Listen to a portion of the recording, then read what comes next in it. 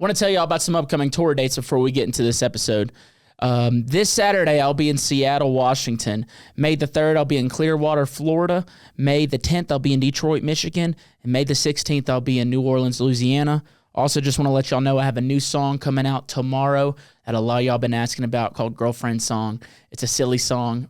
Some say it's a love song, but we'll leave it up for y'all to decide. But my guest this week is a man who just got off a very long tour called Daisy Dukes and Cowboy Boots. Just got to see him be direct support for Liquid Stranger at Mission Ballroom. Incredible producer, an amazing friend, and a friend of the show, actually. I think this is his second time on. But, man, we had such a deep and meaningful and fun conversation. Can't say enough good things about this guy. Love him to death, and so do y'all. Ladies and gentlemen, Shlump. Come here, girl, 'cause that ass fat. Let me take my tongue and go around your dirt track. I met a girl and her booty tastes like strawberries. I swear to God, this could be the one that I marry. Hey, hey, and she's so damn fine. I made that from behind. I met a girl and her booty tastes like strawberries.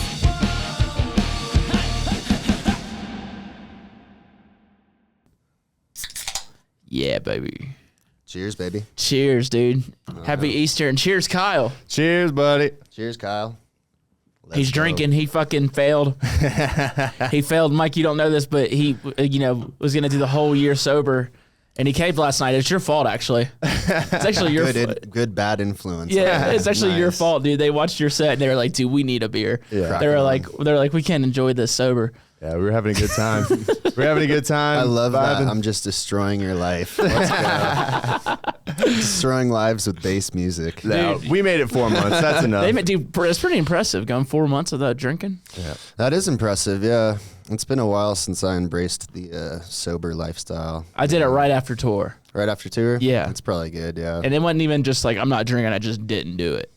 I took a break from drinking for sure, and I quit smoking tobacco for like a month plus or something, right when I got back from tour, because I feel like I was just like wrecked from smoking so much. Bro, you were tour. you were just smoking spliffs after just spliffs. chiefing, dude. And all of tour. What was funny was like you're just like, yeah, man, just like I just like the combo, and like, yeah, it's like no, dude, you like the nicotine. Yeah, it's a love-hate thing. You know what I mean? Yeah. But yeah, I quit tobacco for about a month, and then I relapsed recently, so you know how that goes. As you hit the vape. That'd be the hardest. That'd be the hardest one to kick. I think is the nicotine, dude. Dude, it's fucking crazy being addicted to something. It's really weird, What do you think would be harder to give up, masturbating or nicotine? Masturbating would be way easier. I think feel so like, too. yeah. Actually, yeah. Because you just, even if you don't masturbate, you still find ways to do it, like maybe in your sleep, like have a wet dream. Yeah. Yeah, right? You could still fantasize, but you just can't jerk it. Yeah, or like, you just pretend you're sleeping and you just hump a pillow. You're like, I didn't mean to do it. I was asleep, No, I think it'd be way easier.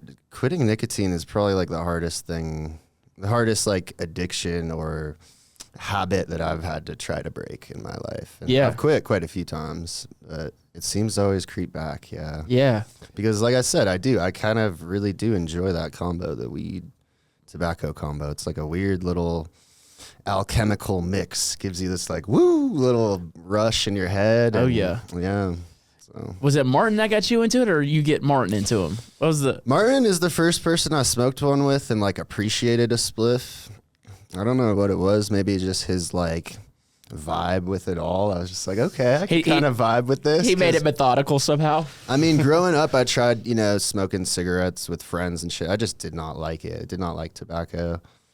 So it was weird. Yeah, it was like when I was in my mid-20s. And I guess after that, like a lot of my roommates at the time were smoking spliffs. A lot of my friends were smoking spliffs. So it just kind of it was like a slow creep. I didn't even realize I was like addicted to nicotine until like 2 years in, and I'm like, oh shit, I'm smoking spliffs all the time now. Yeah. And like it just crept up.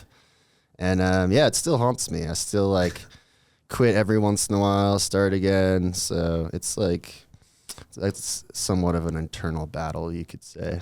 Yeah, dude, you had you were on the nicotine pouch, not pouches, the patches.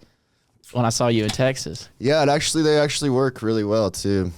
It's kind of crazy because you'll be like bugging out and shit and be like, what the fuck, like going crazy, and you just slap one on and you're like, like everything's fine. Like it really is kind of shows you how the chemicals working in a different way, you know? Yeah, man. I like them, the pouches. I've been doing those a bit lately, especially when I'm working on music, dude. But like, you get like the high nicotine ones, bro, they'll make your fucking toenails sweat. You'll be fucking working. Going, yeah. Yeah, dude, you'll be working on music and you'll feel like your eyebrows grow. You know what That's I'm saying? how the pouches were for me too, because the way I smoke spliffs, I call them California spliffs. So it's a lot of weed, just like a little pinch. Because European cats, they do it the opposite. It's like all tobacco with a pinch.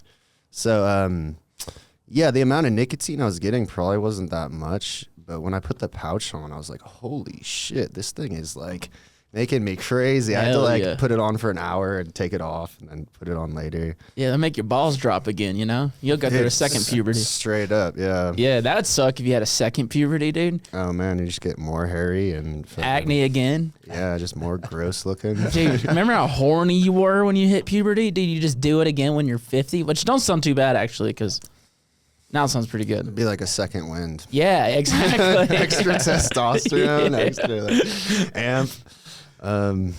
Yeah, but I guess to bring it back, you know, like I think there is something really negative about just unconscious behavior that you can't control, you know. Yeah. And for me, it's like that's how it is with the nicotine. It's like it's a habit that it's almost like I just have to do it before and after activities. And I feel like it really does disrupt my life, you know. Dude, that was me with porn, man. You with porn Yeah, before and after activities? Yeah, straight up, dude. I'm talking about like I'd be just bored, you know, just scrolling through porn. Yeah. Just not even jerking it. Just a lot of times just looking at watching people fuck. Yeah. That ain't good for a mind. Yeah, And I like- mean that's on its own. I feel like a form of like a drug, if you will, like a mind altering thing. You know, Yep. gets all this shit racing in your head and like that. That's something that you could totally get hooked to unconsciously. I mean, your phone already is such a fucking addictive thing. You know, it's kind of crazy. I'll literally just pull it out and start looking at it without thinking all the time. Kyle, could you look up some of the wildest addictions? Because they had that show like My Crazy Addictions. Yeah, My or whatever. Strange Addiction. I think we might have talked about this at one point, but let's just, I want to hear, because like you're like, you struggle with nicotine. I do the same. I had it like, I felt like, I don't know if I was addicted to porn per se, but I definitely was like, used it every day. And It was even a if, habit. yeah, I'd say, yeah. not a good one. A either. bad habit. Yeah. Yeah. Yeah, what's the line between a bad habit and addiction, you know? Addiction, I feel like there's some chemical quality to real addiction where it's like it's in your system. You have to sweat it out, like you purge it out. That's how it is with the nicotine too. It's like when I quit, I fucking sweat. I'm like hella angsty. My appetite fluctuates. Like it, yeah. So I feel like there's difference between chemical addictions and like just habitual addictions, you know? Yeah. How much weed do you think you smoked on tour, dude?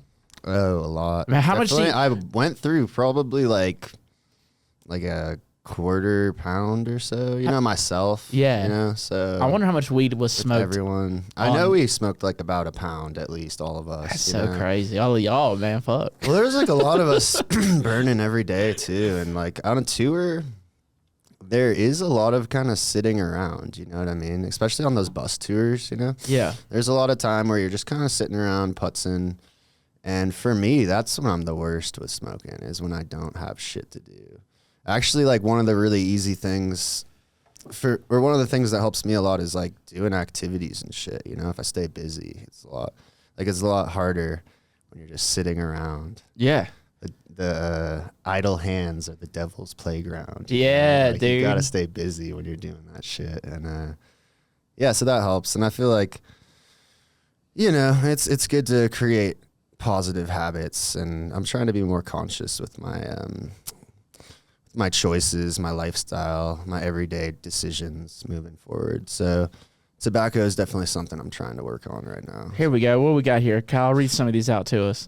So this is, I couldn't really find like a legitimate list, but I did find a list of the show, My Yeah. Strange Addiction. Yeah. So this one is the girl who liked to eat sand because of the crunch. Oh, okay. Yeah. Yeah, that's a freak bitch right there. You know what I'm saying? Yeah. Like, that's a girl that, Jesus. like, at date one, she's pulling out a strap on. Yeah. The lady who liked to drink paint because it felt like a thicker version of warm milk on her throat. Oh, yeah, and that's a whore right there. She loves cum. How could you get addicted to that? Wouldn't that just kill you? Drinking paint? Yeah. Like, no, I just drink a very small amount. She like goes to the fucking doctor all the time, the poison clinic or some shit. Yeah, that's fucked up, dude. How you I get mean, addicted to something like that? at that just point- kill your ass. well, they know they say like if you eat like pineapple, your cum will taste like pineapple. Yeah, What paint you reckon her ass tastes like, dude? Fucking gets you high gray. as shit. Yeah. The lady who liked to chow down on rubber tires. Whoa, that's got to be terrible. That sounds like the worst of them all, huh? So wait, is this from a show? Yeah, dude. Yeah, mine's strange addiction.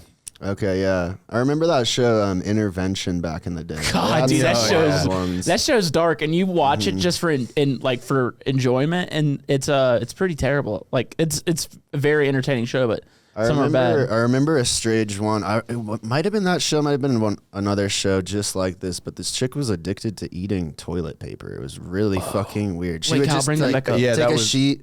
That was this show. That show? Yeah, Okay, yeah. What else did you I have find on seen there? that shit. I was scrolling through. Some of them are kind of boring, but this one, this lady was addicted to eating her cat's fur, and would sometimes go straight to the cat, like lick it off of him.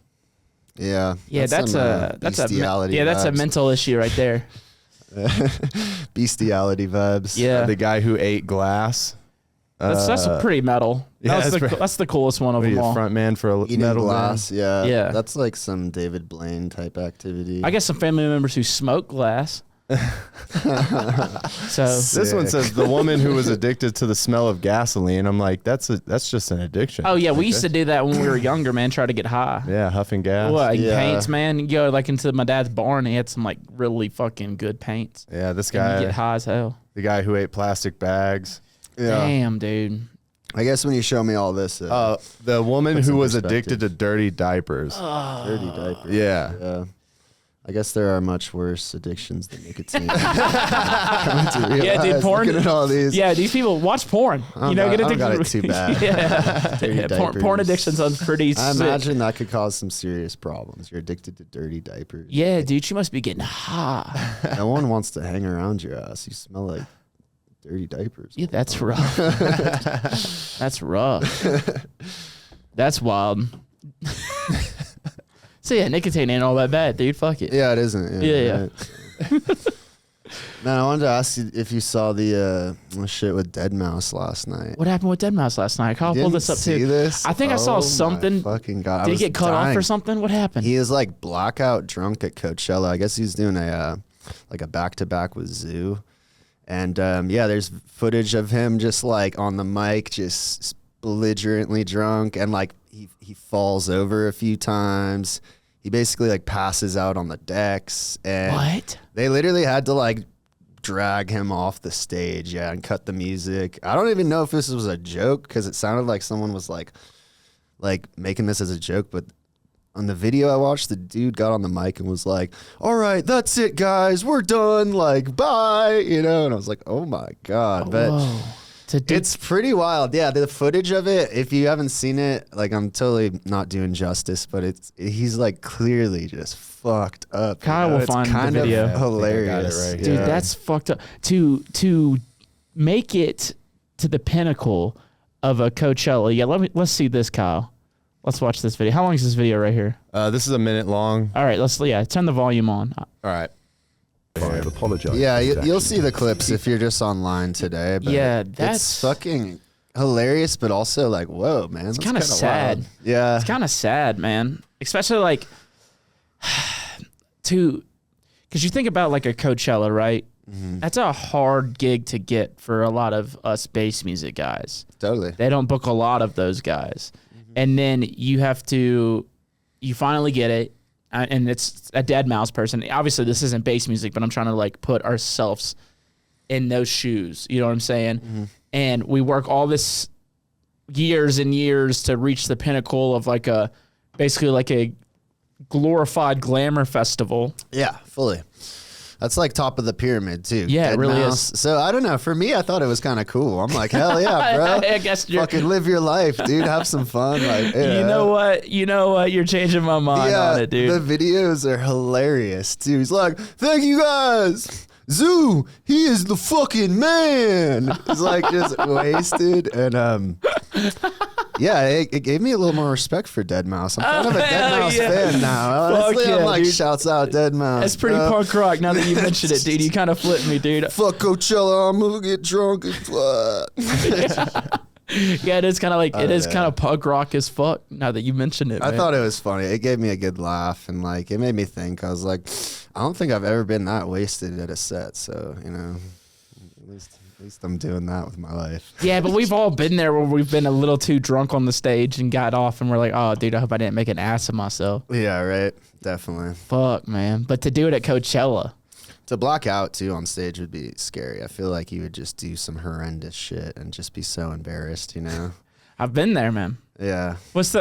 Tell me you ain't been there. I have, yeah. Yeah. I've blacked out a few times. I actually blacked out one time on LSD. What? Yeah. Doing a show?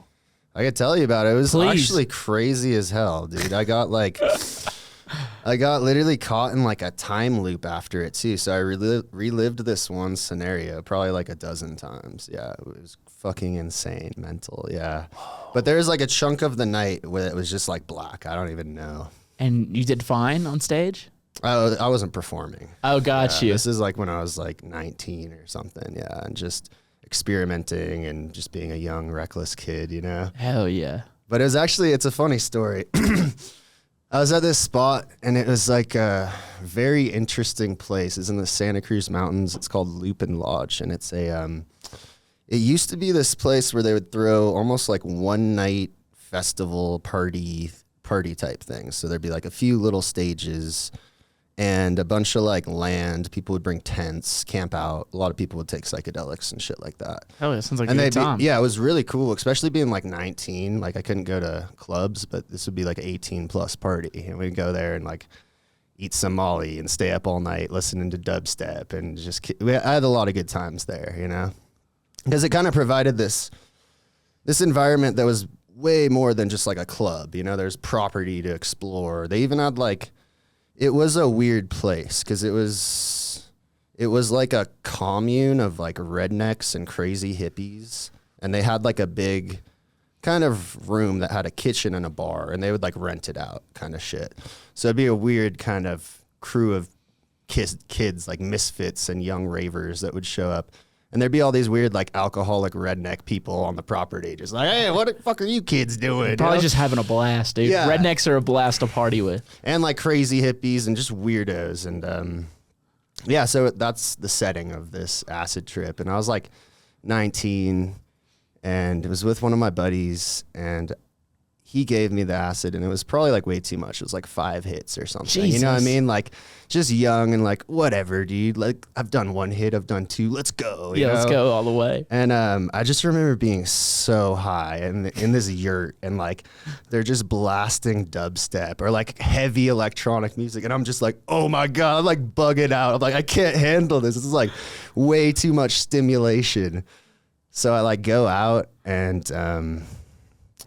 there's kind of this big ass like oak tree and all these leaves. And I just remember being so high and just like laying in the leaves and just being like, oh, like connecting with this like tree on this like spiritual level or some shit just in these Fuck yeah, leaves. dude. And literally like from then on, it just got kind of black. I don't even remember what happened. The next morning I woke up with like a crystal in my pocket and like weird shit. And so yeah, there's like a chunk of the night that I just don't even know what happens. I had plenty of interactions. I talked with people. The next thing I remember, I'm waking up or just I'm laying in my friends. They had like a camper truck in the parking lot with like a bed in it. So I'm like laying in their bed, just kind of chilling. And all of a sudden I kind of come to and I'm like, oh shit.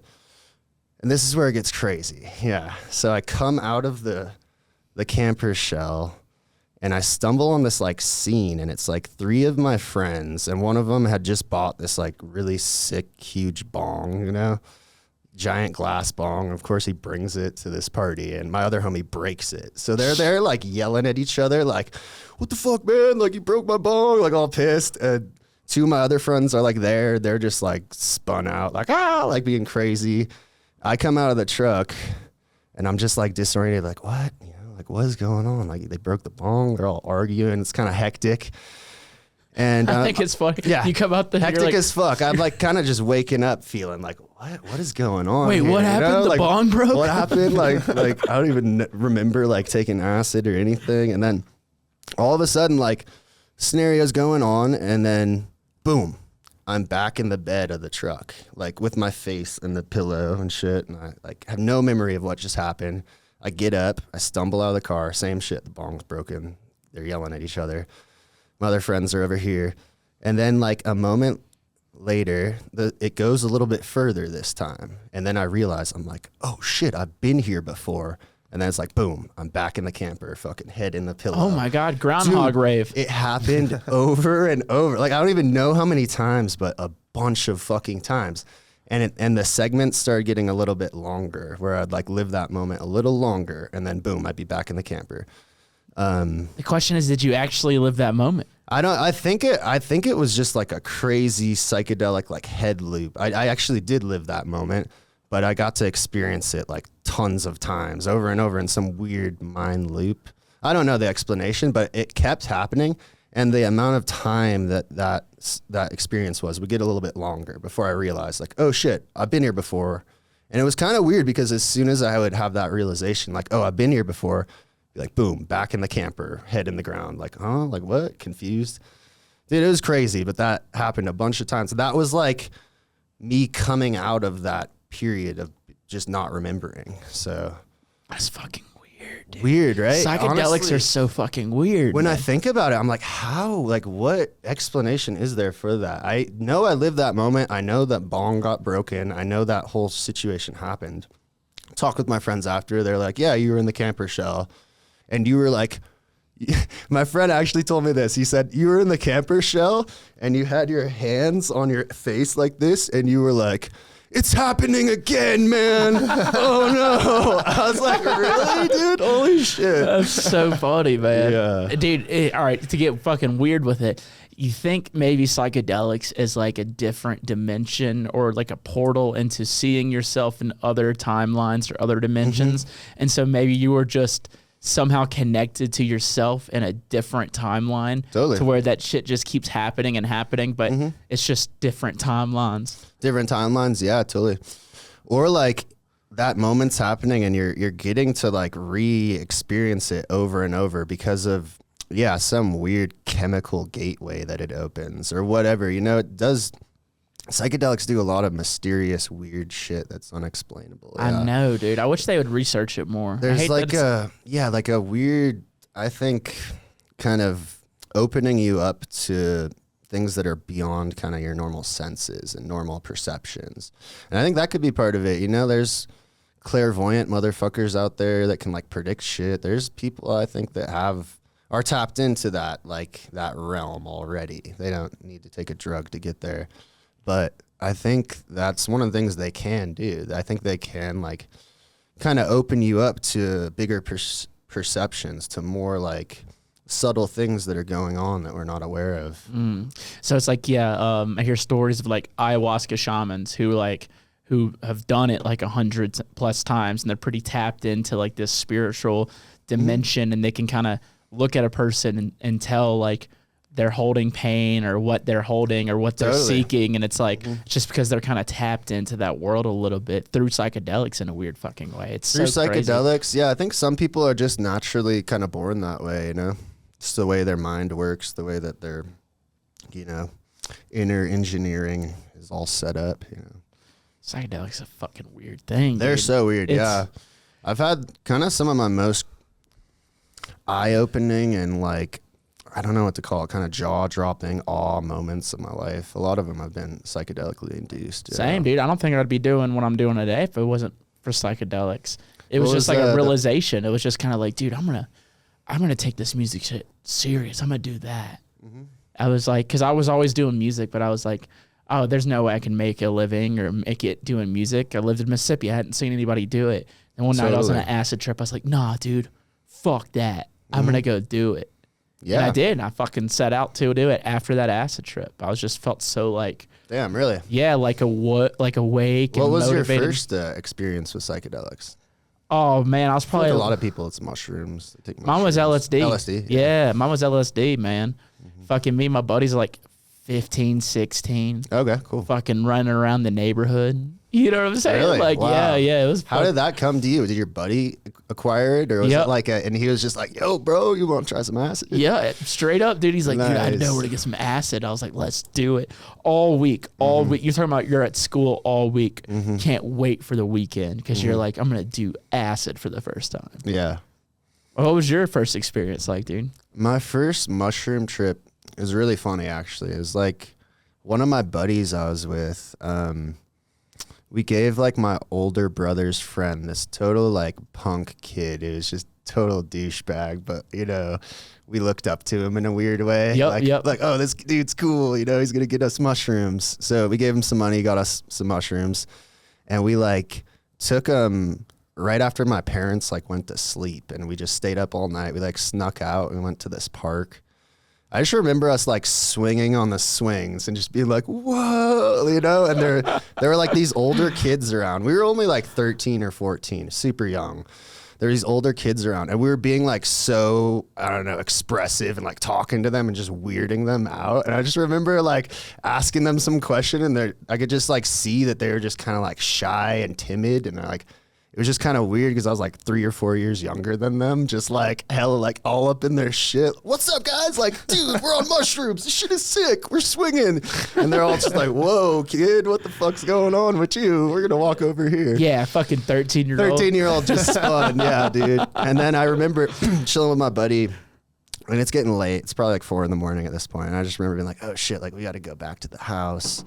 And then we went back to the house. I remember we like laid in bed and turned off the lights, and we definitely didn't sleep, but we just like laid there high as shit for like 2 hours or something, and eventually drifted away. But yeah, good times. That was always the thing that tripped me out most about when you took psychedelics is like falling asleep after was the hardest fucking thing. Yeah, it depends. I've had experiences where I was in like a Burning Man and took psychedelics, and you just go until you can't anymore, and then you're just like crawl into your bed and it's just like lights out. Instant. You know? Yeah. There's Man. something to that. I actually did that technique a lot on tour where it was like, I'm just going to stay up until I'm like exhausted. And then when I crawl in bed, it's just like, boom, lights out immediately. Bro, I slept so fucking good on that I bus. slept so good on that It was bus, the best dude. sleep Yeah. I've had in years, I would just man. stay up until it's like about time for us to start moving. And I'd be like, okay. Or until I was actually tired and like, bro, just, yeah. Crawl in that fucking nook and it's lights out, baby. Dude, it's funny. I think I'm going to bed, and then like you or Justin be like, dude, Mitch, let's drink a beer. And I'd be Hell like, yeah, dude, fuck yeah, we're drinking beer tonight.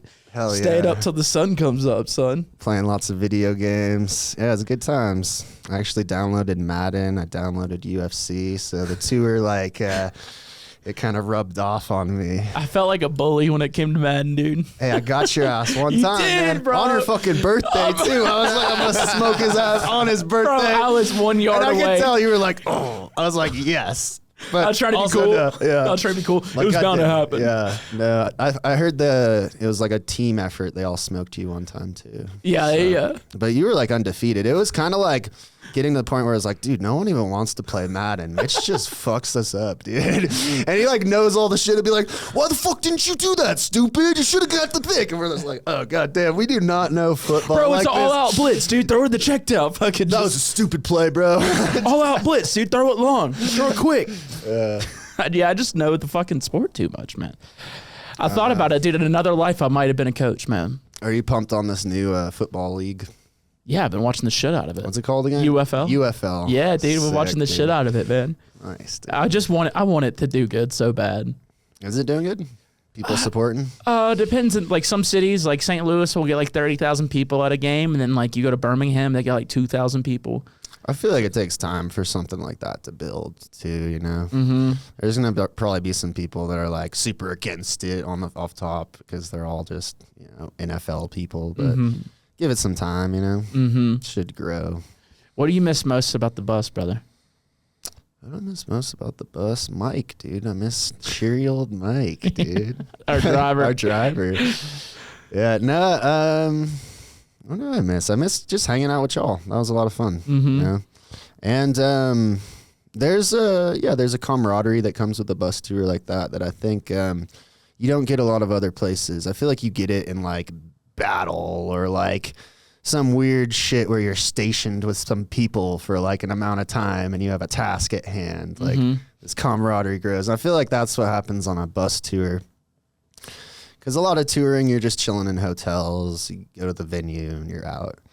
So there's a real kind of bond that happens with that. So I'd say that was a really cool part of it. Was beyond just getting to rock tons of shows and like have a killer tour, just getting to hang out and connect with cool people. Because I was a little nervous going into the tour, like, oh shit, you know, what if we don't click? What if people are like beefing? What if there's just hella drama? So Luckily, happy. none of that, dude. It was all good. Dude, it was awesome. Yeah. I feel like we all got along so well, and we just Like you said, you're kind of forced to in a weird way, right? Like you're Yeah. like, well, this is my home for the next 2.5 months. I do think there's some natural thing to that too. I feel like we're just so isolated as people these days. We were able to just lock ourselves in our little boxes, our cars, our things. And I think just in the past, it wasn't like that. You know, we were constantly bumping shoulders with our fucking tribe or our like family members or whatever.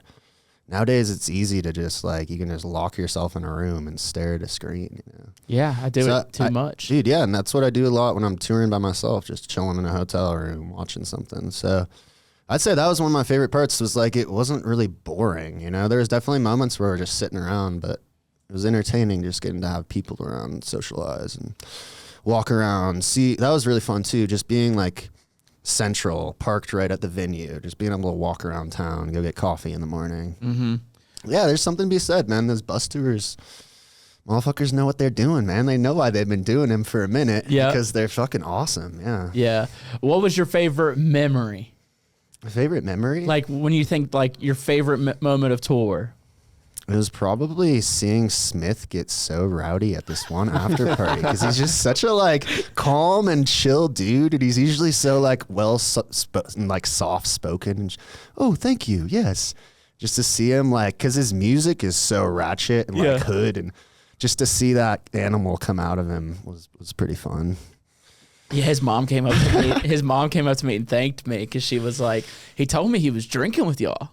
She's like, good. She's like, yeah. She's like, good. She's like, I didn't think he was gonna, you know, drink with y'all. And he told his Oh, yeah. mom, I've been fucking drinking with the fellas. Hell yeah. Because he's just a big pothead. He Totally. might have been the biggest one on the bus. And he's kind of more of a reserved, I feel like, introverted person, and alcohol kind of brings out that other side of people. It's way more of a social, extroverted, you know, drug. So Yeah, it's my favorite drug, I think.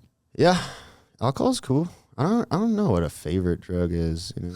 If I had to like pick one, like the feeling of like rolling on ecstasy is amazing. Dude, right? it's so Like, good. Yeah. You're just like, I love you. I love everything. Like, I took ecstasy with, okay, so that was a pretty good memory. We all actually took ecstasy on the tour and went and saw Pretty Lights. That was so much That was like the fun, one dude. night I feel like we were all just like, I love you, bro. You're so good. Like, you're my family, dude. God, that was so much So fun, I dude. forgot about that. That was a pretty sick memory. We all had like a couple days off in Minneapolis, I believe, and yeah, we all went and saw Pretty Lights and like took a tiny bit of Molly, and I just feel like the group camaraderie, we were all just so like mushy, lovey-dovey, like, oh yeah, like, Dude, that was such a needed night too. It Like was needed. after like just heavy touring, we got a couple days off. Let's like just get out of work mode and let's just go party. yeah, it was fun. That was like right around your birthday, I feel like, Yeah, too, right? uh-huh. Yeah, I remember we went to the casino the next night, but yeah, I would say that, you know, I think this is something I was thinking about earlier too, is like, I really think that they just need to legalize all drugs, you know what I'm saying? I think keeping drugs illegal is such a like burden on humanity. It causes so much pain. And also I just feel like it allows so much bullshit to happen. We're in this like pimps and hoes type situation with drugs, you know? Whereas crazy gangs and just cartels and like, I don't know. You know, it's not stopping it. People are going to do drugs. You know, if you look at the data, a lot of places that legalize, people actually do less drugs. There's more like education around it. Depends, man. So like, Yeah. I agree with you to like a certain point. I do think that the war on drugs is fucking retarded, and I think like Yeah. it would be better off to legalize. That way, people are getting safe drugs.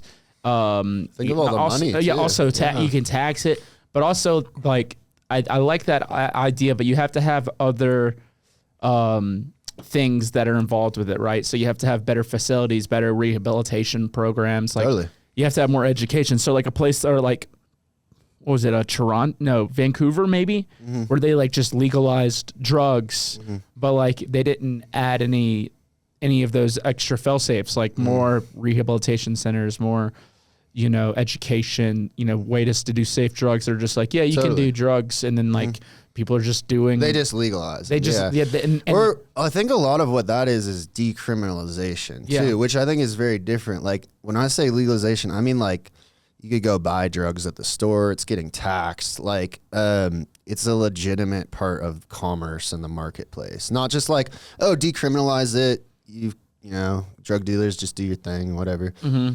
Like I think there's steps that need to be taken, and yeah, legalizing it, making it not just like, oh, we're not going to arrest you, making it something that people can buy, that gets taxed. That I just think it would change the landscape of like humanity. You know? yeah, I think like the amount of money we pay on law enforcement, the amount of people just in prison for drugs, like, yeah, I think it's causing way more harm. You know? Yeah, I always like to say, like, if I ain't hurting anybody, leave me alone, right? And I like that idea. Like, this is the land of the free, home of the brave, fucking Yeah. America, baby. But, like, if I ain't hurting nobody, leave me the fuck alone. And I like that idea. You know what I'm saying? Of just, like, Totally. whatever I do at my home is my own fucking business. I mean, that's part of being free, right? Is being able to like, you know, experiment with things that you want to, you know, try things. And yeah, you know, I think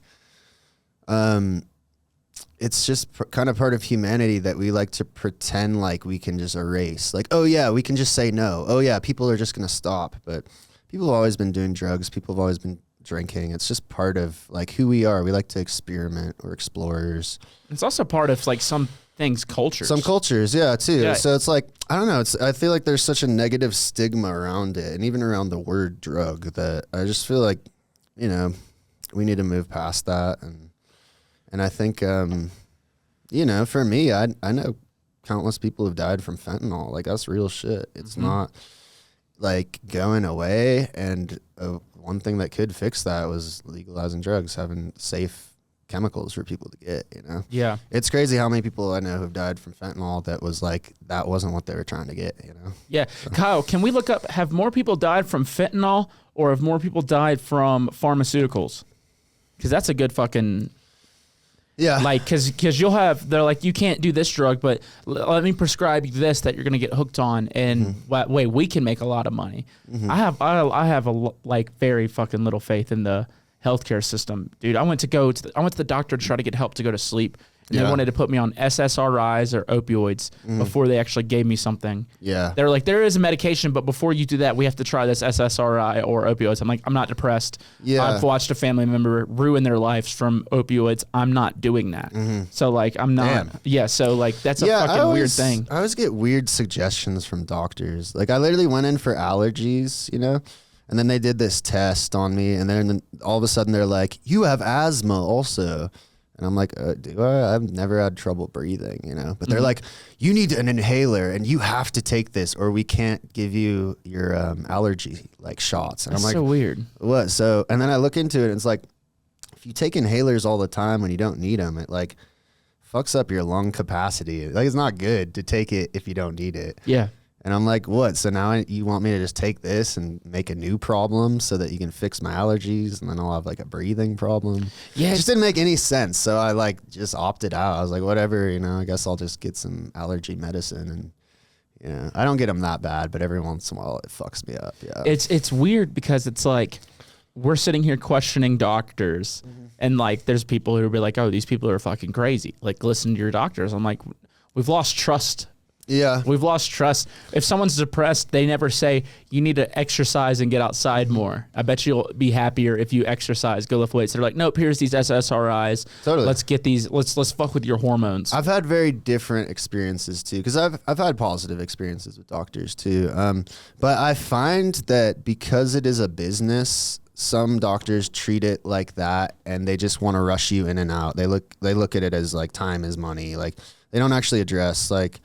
I tore my meniscus like 2 years ago skating, and I went to the doctor twice over like a 6-month period, because the first time I went, I was just like, yo, could you look at this? Is my knee fucked? Do I need surgery? Like, what's up? And he just rushed me in and out. He did a couple little quick tests, and then he didn't even tell me like, you tore your meniscus, you know? So then I'm back there 3 months later because I'm like, yo, this is not healing. Same doctor? No, different doctor. And he takes plenty of time, does all this shit, does fucking x-rays, and he checks it out. And like, just gives me way more like attention, you know? Yeah. And he tells me at the end, he's like, I think you tore your meniscus. It looks exactly like that. And from then on out, I was able to like address it and like look shit up, do physical therapy and heal it.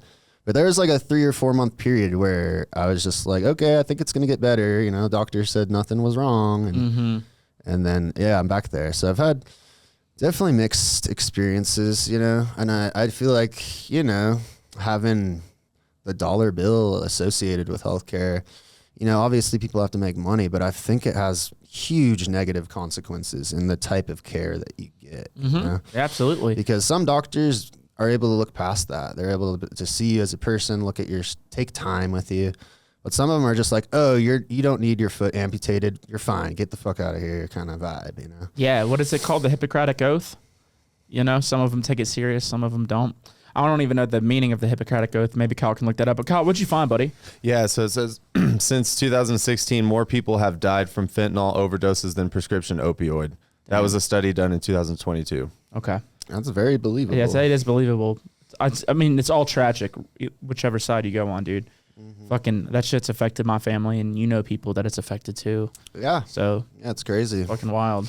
Especially in the scene we're in, where like, you know, drug use is definitely like an underbelly of it. You know, it's not right in people's faces. Obviously, it's illegal, so people can't flaunt it on social media and shit like that. But it's part of the culture. You know, there's kids that are high at the shows. That's what you know, it's part of why they like this crazy, weird music. You know, it's like, woo, whoa, that's wild. Yeah. You know, I've been there. It's fun. You know, I think there's something to be said about that too. It's like, drugs, there's a component of them that's dark, addiction, you know, it can ruin lives, but a lot of reasons why people do them in the first place is because they're fun, you know? There's like that aspect I think gets left out of the conversation. It's all like addiction is tragedy and it's you covering up your pain, and like sometimes, I mean, when I started smoking weed, it was more like, whoa, like movies are funny. Like, oh shit, this shit tastes good. Like, Yeah.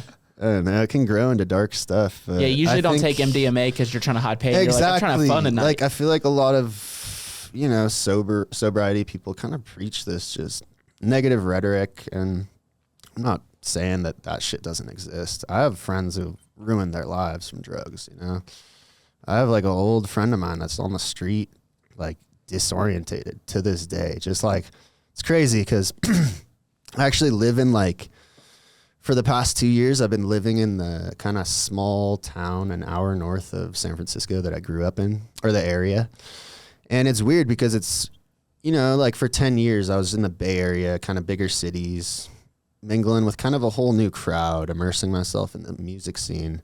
And now that I'm back there, it's kind of like I'm bumping elbows again with like old friends and running into like I said, my old buddies on the streets, just high as shit and just fucking needs help.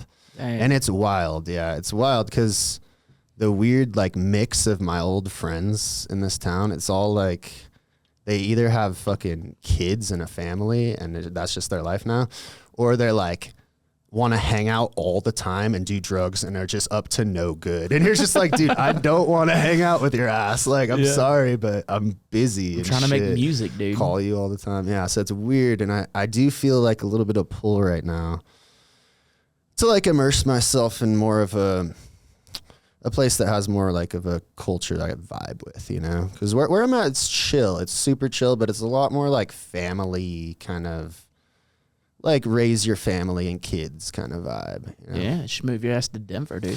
It's definitely a possibility. It's like there's a lot of reasons I've considered it, you know? Obviously, dubstep scene is popping here, but the cost of living is a little cheaper than where I'm at. And also, I would love to be centrally located, just flying all the time. That's It like, makes it sick.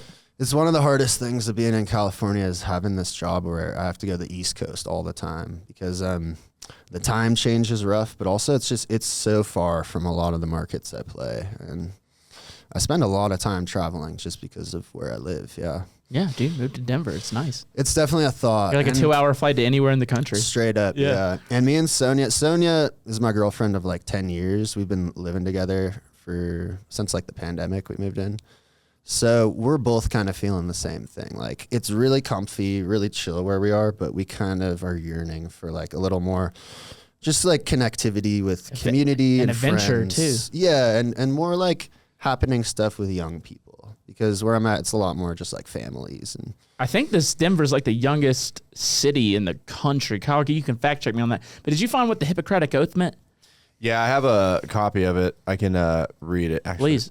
let me pull Yeah, it back I'd up. love to know because I kept that in the back of my mind. I've heard that. I learned that term on the Batman, but then I've heard it since. Because Bruce Wayne was like, it means he took the Hippocratic Oath. sick voice, dude. I Thanks, love dude. that. Your Well, that- Batman voice. I remember you were Batman on Halloween. It's all coming back. You take your costume so seriously, Bro, too. I too love serious. that about you. I don't break character. The first time I met your ass, I was dressed up as a pirate, and I remember you were like, "Where's your pirate accent, bro?" And I was like, "Hi, shit," just like, Oh, was that the king? Was that the king? Was that Elvis? I think you were like the night before, but I just remember you were so upset because I didn't have an ill pirate voice. That sounds about right, dude. I think I'm gonna be Austin Powers this year. Oh, that's a good one. Yeah, I just gotta work on. Didn't you have like some visuals in the set where he's like pulling the shit out of his ass? Okay, I remember that. Yeah, I do have some Austin Austin Powers. Powers. I feel like that's such a, late 90s, early 2000s, just iconic moment Yeah. in pop culture. Mike Myers, man, what a G, bro. Yep. Real Yep. talk. Like, yeah, he was killing it. He was, man. All right, what was the Hippocratic Oath? It's a set of principles outlining the ethical conduct expected of physicians. It's one of the most recognizable texts in medical ethics, historically taken by new doctors to swear by healing gods to uphold specific standards. While the original oath dates back to ancient Greece, it has been adapted and updated over time with modern versions used by medical schools today. Got you. Especially like when you're a cop, you pledge to the shield of like to serve and protect. Yeah, always Yeah. serve and protect. You're always on duty, even when you're off duty. Yep. Stuff like that. There's Yeah, some, Kyle like- knows that he wanted to be a cop. There's some Yeah. like deep mystical shit to that though. They swear to the healing gods. Yeah. Holy Oh. shit, bro. And it goes back to like ancient Greece. Yeah. Damn, You dude. know those motherfuckers were high as shit when they were writing that type of stuff. Yeah, you but know? dude, but imagine you have medicine. to swear to the healing gods. Dude, imagine the medicine back then, though, man. Oh, yeah, Even just right. like medicine, like in the what was it, like 70s or 80s, where they're like smoke cigarettes. I was gonna say it was back in the day. It was just like wine. It was like drink some wine. Yeah, Oh, you yeah. have a headache. Oh, your wife's being Here's annoying. wine with a herb blended into Yeah, it. they were like drugging people's wives if they were like being too yappy. Yeah. That's fucking wild. Bring that back. Kidding? Yeah, that was in like the 20s, I think. Yeah, that's That shit's fucking crazy how far medicine's come to the point where they're killing us. No, if you talk to people from back in the day, you realize people were doing a lot of drugs back in the day, dude. I talked to my dad, and he's like, "Yeah, back in the '60s, you'd have like you'd get uppers and downers and everything, and everyone would just be doing that shit all the time." Oh yeah, I want to know what cocaine back in was the like, dude. day, it was people were doing a lot of drugs. Yeah, it's crazy to think. Now we have this like war on drugs, but But also when you get them, you're like, are these safe? Like, I don't know if you had that thought back in the day when you bought cocaine back like in the 70s or 60s. You're just like, back in those days, cocaine. it was super normal too. It's like lawyer, whatever fucking profession you are, you'd be doing that Hey, stuff. just do it at business meetings. Yeah, fuck yeah, dude. Let's bring that back.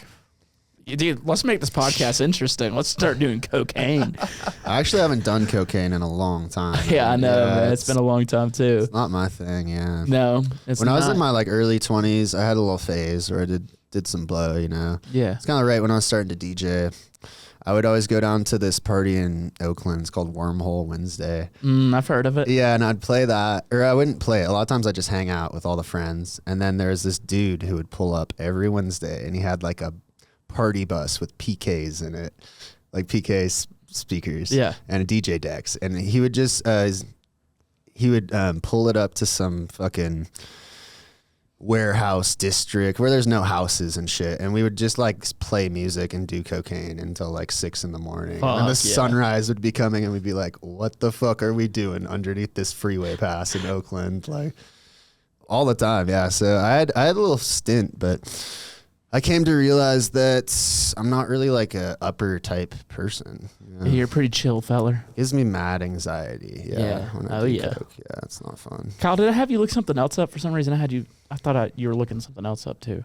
I don't have another. Okay, tab never open mind. over here. I'm losing it, dude. But I there was something I wanted to bring up that I like wanted to mention earlier, but like we just kept the conversation going. We were talking about like drug legalization.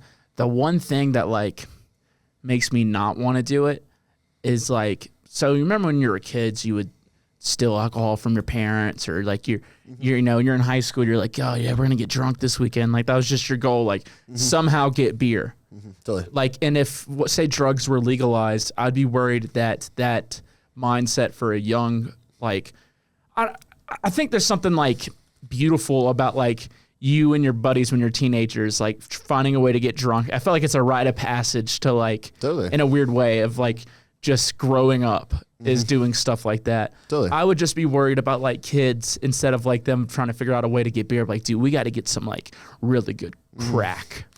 But I mean, in high school, don't you know kids that were already doing that type Yeah, of shit? but They're there, and I feel like that's gonna exist either way. You True. know? I just would be Do worried you it'd be think more. that it'd be like more prevalent? Because like a parent would maybe have some shit at their house. Because that's how a lot of kids try shit for the first time, to steal it from their parents. Yep. You know? Especially alcohol. I think there's something to do with kids also are very aware of social constructs, you know, and there's social construct of alcohol, you know, it's pretty acceptable, you know, people, you know, obviously can ruin lives, but it's a very different social construct than like crack, for instance. You know what I Yeah. mean? Like, Depends where you grow up, man. depends where you grow up, you know, but I think that kids are very aware of that. And for a lot of kids, they're already kind of aware of that type of stuff. Like, hey, like this could be okay, maybe not do crack, you know? Yeah.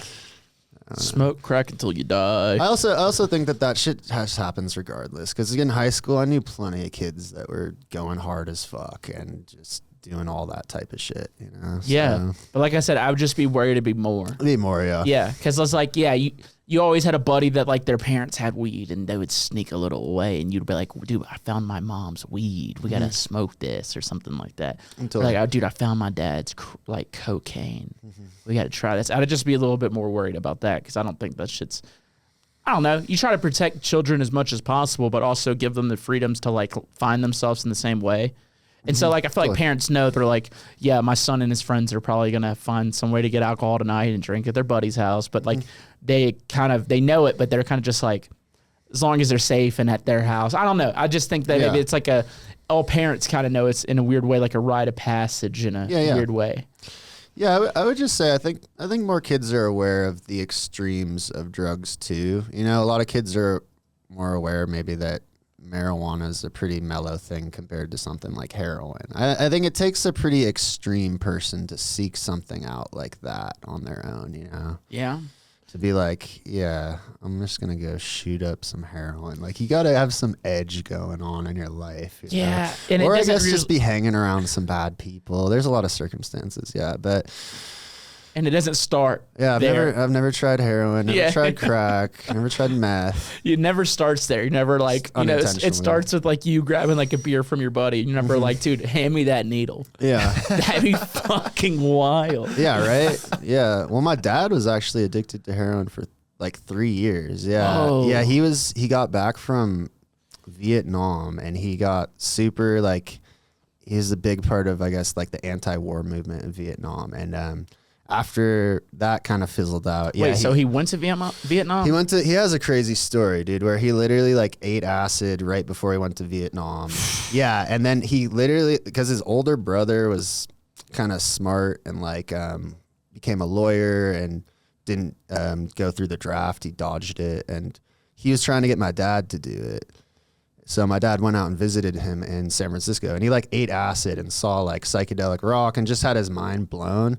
And then like a week later got shipped to Vietnam. Oh God, and damn like, it. And like literally like eyes wide, just like, but I think it was an important part of his lesson because he really saw the like corruption and evil of war, you know, Yeah. and he has some pretty wild stories of that. But yeah, when he got back, he was a big part of the anti-war movement. And like, I honestly tell him he should write a book because he has crazy stories about like run-ins with the cops, and like the FBI was like spying on him for 3 years. Yeah. And Something like that, like 2 or 3 years. And he got beat up so bad by these cops in it was like after a protest had happened, and they're bringing him down into like the precinct. They're in an elevator, and he says they like stopped it and they just started like beating him, and he was like talking hella shit to them. And he realized that like they were gonna kill him, so he had to like stop, you know. But he got beat so bad he had to get like facial reconstructive surgery. He was in the hospital for 2 weeks, and his older brother, the smart dude who gave him acid, was like, yo, you need to sue them. Like this is crazy. And he like helped my dad sue them, and he won like 30 grand back in the 70s, That's which was like it? a lot. Okay. Yeah, I mean back then it was a lot. Yeah, still right. That's it. But when he sued them, he got all of the fucking paperwork from the FBI spying on him. And it's crazy shit, dude. He showed it to me, and it's like Joe Petzel goes to the store this time, buys 1 carton of eggs, comes back at this time, like watches this television show. It's like his whole life, like stacks of paper. There is like next door neighbor. Yeah. That's fucking crazy. Isn't that crazy? Yeah. All because of, you know, it was like a big moment, I feel like, culturally for America. It was like kind of like the first time I feel like a lot of people were realizing like, oh shit, the government's lying to us. This oh, was shit, in the 70s, right? war is bad. Yeah, the late 60s, early 70s. And this was the psychedelic movement. Psychedelic movement coincided with it, the anti-war movement. A big part of it too is Vietnam. A lot of the it was the first war, I feel like, where a lot of the troops came back and were like, this is awful. Like what we're doing is terrible, you know? Yeah. Because I feel like people have always known that, but there's kind of been like a don't speak, don't tell thing. Yeah. Because you like talk to World War II veterans, like your grandpas, and like they got some trauma, but they won't talk about it. You know what I mean? They're just like, yeah. Like, That's also like a World War II is a war where it's like, all right, we have to go to war. It's like this has to happen it's right a little now. more just fighting fascists. Yeah. Yeah, than and I just don't even invading know another country. I don't even know the history behind the Korean War. Do you know why we got into that war?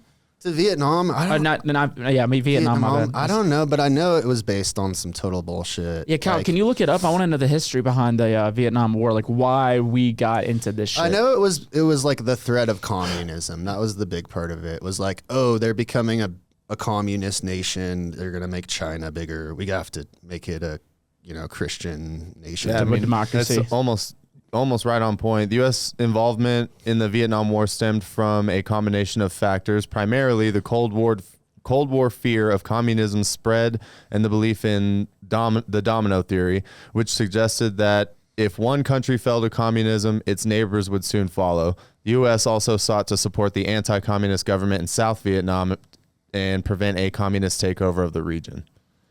That's fucking wild. Listen, like I think I don't like communism. I don't fucking fuck them.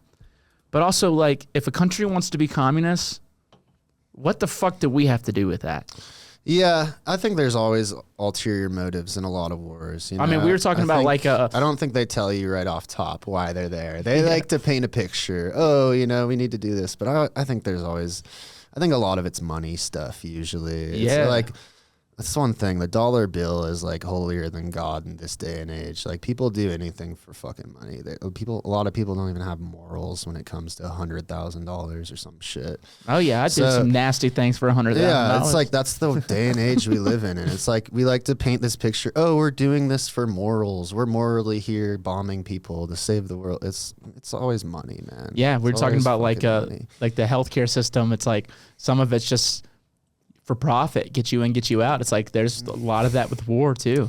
People who are like, we want this war to happen because of money. Yeah. I mean, that's like a driving force. You know, people worship it. You know, especially in this day and age. It's weird how like if you just have a lot of money, you're famous now. You know, that's all it takes. Yeah, you don't have to have any skill or any cool charisma or Straight just up. having money. You're like, people are like, you have money, I love you. You know, it's like, I don't know. We're If you just in have a money weird and day age. girls, people are like worship this person. Like Dan Brazilian, whenever he first came out, I didn't even know who the fuck that guy was, but like everyone knew because he was like supposedly really rich and always had a bunch of like good looking women around him. So everyone's like, I want to be this guy. Even fucking like T-Pain fucking talked about him in a song. I was just like, who the fuck is this guy?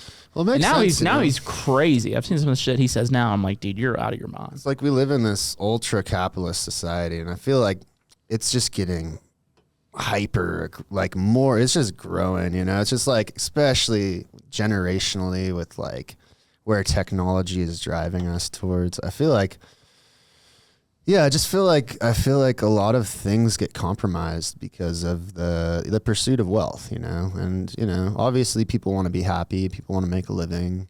Money's part of life, you know, trade, commerce, but I feel like we've gone to this point in humanity where it's the fucking thing running the show, and it's just making us act like sociopaths and psychos and just not really see what's going on in front of us. You know, we're all blinded by this American like dream of like, I could be rich, I could be famous, I could be, and it's just like a lot of people who get that are fucking miserable. You know? Yeah, man. And usually like the happier people are the ones that have like families and like people around them they care about. Yeah, meaningful things, you know, or spending your time pursuing something that interests you, you know, because a lot of wealth accumulation comes from doing stuff you wouldn't necessarily want to do with your time. You know? There's, you know, select people out there that make plenty of money doing things they love. But for a lot of people, it's like the grind, the hustle.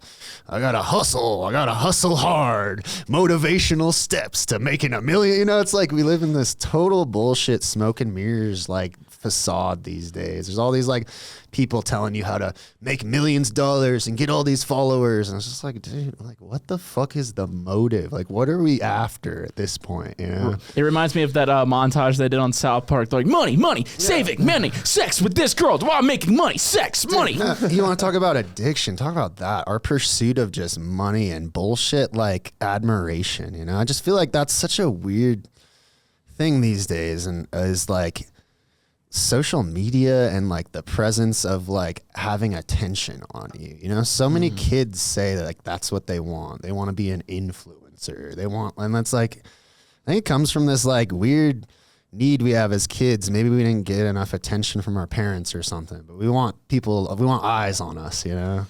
Well, I'm gonna be honest with you. I'm a fucking attention whore. Yeah. I mean, dude, like on some level, that's what you want to have a successful career. You know, you want to have people like the stuff that you create, you know? People don't want to just like make shit that everyone hates, you know, but there's, there's a compromise I think that gets met in this day and age with, I don't know. I just feel like the scene's getting more and more towards like copy paste kind of vibes, especially with like how easy it is to produce nowadays and how many like there's just sound packs you can just drag and drop. It's, you know, it's watering things down a bit. I guess. Yeah. I've seen things where they're like, check out this randomization pack I made for Ableton or Rack, and you just hit random and you have the craziest whook bass you've ever heard. Yeah, right. Yeah, it's just like one note fucking songs. He's like, now I'm gonna hit random again. Whoa. And it's like, I will say one thing I'm really pumped on is the current trend of more like groovy kind of rhythmic dubstep coming back, you know. Artists like Hamdi, for instance, like I feel like are really reviving that essence of what got me into the music in the first place. You know? Yeah, it's not the crazy production. It's just the fucking groove. The groove, yeah, the hi-hats, the feel of the bass and the drums together. I mean, for me, bro step went over my head. I was like literally straight from trippy dubstep in the late 2000s to early 10s to like trap. Then I went through my like trap era where I was just like 808s, fucking claps, clap, clap, clap, clap, clap, clap. Like everything has a little clap breakdown and and then like dubstep came full around. So I don't know, bro step kind of went over my head. It's like I see there's a time and place for it, but it's not my cup of tea. Yeah, and I'm not hating. I think it's cool that people like that stuff. You know, good for them. But you're a guy who's always stayed true to like what you like. I mean, you've always had like this kind of like weirder sound or even deeper sound releasing with Deep, Dark, and Dangerous. You know what I'm saying? Totally, Like, yeah. And that's like it's not the biggest label, but I feel like it's one of the most respected. Yeah, I think they have they're creating a cool, I think, aesthetic and vibe around the label that goes beyond even just the music. It's the merch, it's the feel of it, it's the kind of streetwear vibe they do. And I think they're like I don't think there's a lot of labels that are super popping for that OG 140 sound. There are a lot of labels out there, but they're all real small and underground. So they're definitely, I feel like, the one that has the most attention right now. Mm-hmm. And it's cool, man. I'm happy that they're the people running it because Dre and Tristan are some of the coolest people, man. The music's always just fucking so great. And like, I just like, I'm a big fan of that style of music.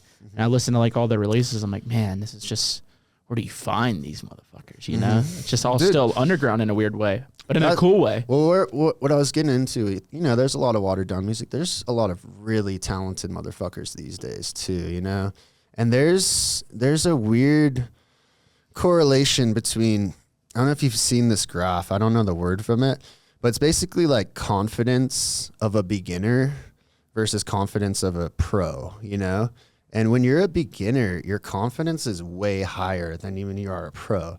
Because when you're a beginner, you're ignorant to stuff and you're just like, this is the best. This wub that I just created and this drum beat is peak production existence. And then you go through an intermediate phase where you actually realize that your beats are kind of shit and that people are way better than you and your confidence just drops a ton. Yeah. And then you become a pro and they've done these studies. Oh, he's got it right here. There's the amount of confidence you have as a pro tends to be less than when you were just a dumb beginner. Like it's weird, but there's that ignorance is bliss aspect to it. Yeah, so it looks like peak of Mount Stupid is when you have way more confidence than when you know nothing, but you're highly confident. I've seen that with artists. I've been there. I've been there too. We've all been there. When I first started, just like making the shittiest beat, and you're like, "This is sick, dude! Hit up Dead Beats now." Yeah. It, like the smallest like thing happens, and you're like, "Dude, I'm about to blow up." And then as you go on, you're like, "Dude, I fucking hope I can make it." You start to realize reality. You're like, "Oh shit, this is actually kind of trash." It's actually people that are really talented. Yeah, it's actually pretty hard. Valley of Despair is when you realize you know nothing. And then the slope of enlightenment is where most artists sit. Yeah. And then plateau of sustainability. That's a rare place to get back there where you're above where you started. I feel like a lot of us sit in that plateau of, what is it? Sustainability? Yeah. Okay, what's the other one? Eclipse. There's peak of Mount Stupid, Valley of Despair, slope of enlightenment, and plateau of sustainability. Slope of enlightenment. I feel like that's where I am. Yep, same, dude. Just slowly being like, okay, maybe I'm not that trash. Yeah, I'm like, my stuff's good, but like, am I the best? Yeah. No, dude, I'm not E-Prom. Well, I wanted to get into this too. Like, I played Mission Ballroom last night. So, that's part of why I'm here, hanging out, gonna see all the homies play tonight. But, I played a new set, and I think that my new set really speaks to kind of what you said. It's all over the place. It's a set that doesn't really sit at one tempo for more than a couple minutes. It's just, and for me, it's fun, but it's also a little bit more nerve-wracking because a lot more stuff can go wrong mixing like that, where you're constantly like doing shit. And I was trying some new stuff. I've been messing around with like setting loops and playing with more effects type things. So yeah, like the 3 days leading up to that show, I was just like practicing nonstop, working on the set. For me, it takes a long time too. Like I fucking just spend hours just trying different blends, different songs, different orders, going back, being like, oh, I want to put this song in. Where could that fit? You know? So it was a process. And I felt like after I did the set last night, it was like a moment, you know, like, yes, like did all the work, did all the prep, went awesome. Now I can kind of chill out for a little bit. You know? Hard work pays off, buddy.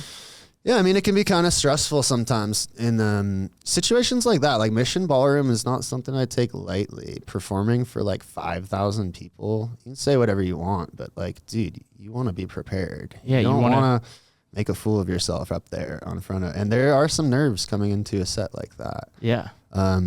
So yeah, I was just really happy with the performance, the way it went. The energy last night, it might have been one of my favorite shows I've done at Mission Ballroom. Definitely was. Yeah. Fuck yeah, dude. Do you still get nervous? Like I said, certain situations, yeah. Like last night, leading up to it a little bit, you know, not like I'm shaking in my pants or something, but a little bit of like butterflies and a little bit of just like anticipation. It's always more just like when you're waiting, you know what I mean? Yeah. It's that like waiting for something. It's like that calm before the storm where it hits. But it's like pretty rare for, you know, a couple situations like that on the tour, maybe like Oklahoma City, or one of like the big ones, you know. I'll get a Kansas little City. bit of that, Kansas City. Yeah, that was such A awesome. lot of those little shows though, it's pretty comfortable at this point. Like you know, I'm kind of okay with maybe making a little bit of a fool of myself on the mic or whatever. Yeah, dude, in you'll front of dead- 500 people, whatever. You You'll know? dead mouse it up real Yeah, quick. yeah, I don't know about that, but yeah. What a fucking asshole Dude, you in a gotta coolest see way. these videos. They're hilarious, dude. Oh my god. Damn, man. How do you? Yeah, I don't think he's playing Coachella again. I'll say that. Damn, dude. I mean, honestly, he should just start a trend for all. Bring his ass back. No, Blackout Dead Mouse set 2026. A black dead mouse. It has a fucking in quotations blackout Has set. like X's on his eyes. Well, because you just have people who's like sunrise set, Yeah. sunset Blackout set. blackout set, dude. Hell Dude, yeah. we got to do something like that, like a big back to back where we call it Twitch stream. Let's do a yeah, Twitch stream. yeah, a blackout set, dude, Blackout where we set. just DJ until we physically can't anymore. Until someone pukes on the deck. yeah, until we literally like have to sit down. Like, wait, I gotta go lay down, dude. I can't stand right now, Yeah. Fuck. dude. That's if that's not a Twitch stream, I don't know what is, dude. Yeah, people are getting into that shit, man. You see any of the new Black Mirrors? I just started watching them. So good. Which one? Did you see the one where the wife gets like terminally ill? They bring her back. Yes. It's the first one. Yeah. So Yes. the husband's like watching these weird live streams where these like people hurt themselves and donate money. And I feel like we're really close to heading to some shit like that. Oh, you we're know? already there. We're like Remember already Jackass? there. Yeah, but like in that sense where it's like there's a platform, there's a thing people sign up. That's like it's like a OnlyFans for like hurting yourself. Yeah, and drink your piss for yeah, $50. or humiliating yourself. Like I feel like we're there at a place in this society. You know, Yeah. we're not far from this Black Mirror fucking reality that's being kind of shown to us through movies and cinema and science fiction. Well, they stopped making those for a while because they were like, shit's getting. Because A they're lot of like, the it stu- is Black Mirror. When the pandemic hit, everyone, that was the joke. They're like, this is the worst season of Black Mirror. Everyone was saying that. Yeah, they were like, we don't want shit's a lot of stuff we were saying in the earlier seasons. That stuff's starting to happen. We're getting a little fucking freaked out right now. What fucked me up with that episode, dude, was the fact that this lady was relying on a subscription base to be alive, and it was like that hit so fucking hard. Oh, whenever dude, when whenever she said the first commercial, I got like goosebumps. I was like, she said what? the ad? I was like, what? Oh, fuck. Now they're like using her like a fucking, yeah, like SoundCloud or something. Like, Well, it was so funny because it was like it's on Netflix. This show's on Netflix, and the things that Netflix did, they're fucking staying in the show. Because Netflix used to be you pay for it, no ads. Now it's like they have like 3 tiers. Totally, If you have the right? smallest 3 tier, you tiers. get ads, and the next ones you don't, and then the next ones you can get high quality anytime. You can have multiple people use it in the house and outside the house. It's like this thing that they're kind of like alluding to. The platform that they're releasing this thing on is doing the same fucking thing. yeah, I see it everywhere. We live in this weird subscription world now. It's like half of my homies that are DJs have like a Patreon and are like, Yep. 3 tiers, bro. You want my unreleased new track? This one. Yep. You want a one-on-one lesson? This one. I don't know. It's kind of crazy to me. I'm like, damn, But, I see the other side of it too. When I was starting to produce, that would have been sick. I would have loved to be able to sign up to my favorite producer's Patreon and like learn shit from them. Mm-hmm. I feel like when I first started, it was hard to seek shit out. There's like Mr. Bill, and there's like a few cats, that would post videos, but a lot of times it'd be hard to figure shit out. Now it's like, it's insane, and So much information out there. There's something really cool to that, I did the little thing during the pandemic where I was like trying to teach lessons to people online. I did the same thing. But I felt like it was kind of difficult to just not be in the same room with them, and to like, I did like, it was actually pretty like, I don't know what the word would be, like kind of gave me like a cool feeling, just seeing people progress, that was one of the cool aspects of it. Pride and proud. Proud. Just like, it made me happy to just see people excel in art, like make better stuff. So that was really cool, but it was difficult to like, I don't know, it took something out of me, like socializing with strangers and dealing with them. And also the hiccups of the fucking technology, like, oh, it's fucking freezing. Oh, let me restart, all that type of stuff. So it didn't stick with me, but there was something rewarding. That's the word.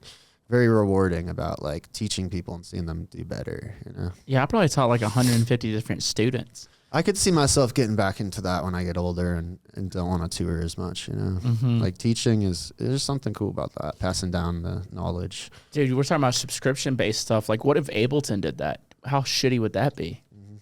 That'd be so dude, shitty. Splice has got me for probably so much money. I'm still signed up for Same, Splice. I have same. some weird like I barely ever use it, have thousands of credits, but I'm just like, oh, I need it. One time I might need to download a little bleep laser sample and there's Splice.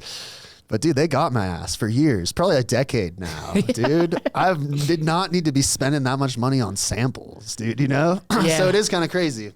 Yeah, I know. Like I use Adobe Premiere to like edit the podcast and stuff. You can't even buy the program. Yeah, that's a subscription. My girlfriend, she has Premiere Pro and After Effects and all that. And I've messed with it. And yeah, it's a subscription thing. It's like $25 crazy. a month, which is actually a lot. Well, they know that you're going to be on that for a while, and they'll make more off you than just selling it to you for whatever, $500 or whatever it would be. Yeah, well, like what if Ableton did that? Download DaVinci Resolve. Well, DaVinci Resolve, is that what you use? You can download it for free. You can edit everything that you do on the podcast. Yeah. You can do it for free, and then you don't have to pay for it until you want a feature that's locked, and you won't use those features. And then even when you do, if you do want to buy it, it's $200 and you pay it once and you have it forever. See, that's sick. Like, let me buy the fucking program. Like, that would suck if Ableton did that. Like, Well, Ableton's like Ableton's pretty- $25 a month. pretty respectable, I feel like, because like they just dropped 12 and they added a ton of new shit. So much shit, yeah. Like it's well worth it, and they give you this option. You want it, pay $100, $200 if you want, max for live. Pretty respectable. I mean, Serum 2, I feel like is just the ultimate goat because they were just like, Here it is for free. here it is. If you own Serum, boom, you got Serum 2. I feel like a positive attitude about a product helps a lot too. So they're smart in that regard. Yeah, Steve Duda was like, why would I sell this? He's like, I have money. Totally. No, I saw that very interview where Yeah, he's with like, Mr. I Bill. spent plenty of money on this and doing it, but he had something really cool to say where he's like, I think that if a product is really good, it'll speak for itself, kind of. You know? Why do I have to charge a new thing? Like, let all these other people who had it get the new serum, and they're just gonna, spread it, talk about it, And someone who's like, what make is serum? videos about it, all that stuff. I honestly downloaded it and haven't even fucked with it much yet because barely I'm like, fucked with it, dude. I'm It's- just like, it's oh my intimidating. god, there's so much I can do with it. It's like a fucking doll on its own now. Yeah, it's intimidating, dude, for sure. Like the clip thing, I was like, did you really need to include this? It seems like just too much shit. Oh, dude, Or I've you seen put guys- in MIDI clips essentially. I've literally seen a guy make a whole song just Oh, with I one Serum 2. I'm like, that's guaranteed. insane. Yeah, That's insane. people are gonna be doing funny stuff. Yeah, with it. It's definitely got, I feel like, untapped, like there's just gonna be shit people are figuring out to do with it in like 5-6 years. Like, Yeah, whoa, 'cause you they could were do this. They with were it. still figuring that out with Serum 1.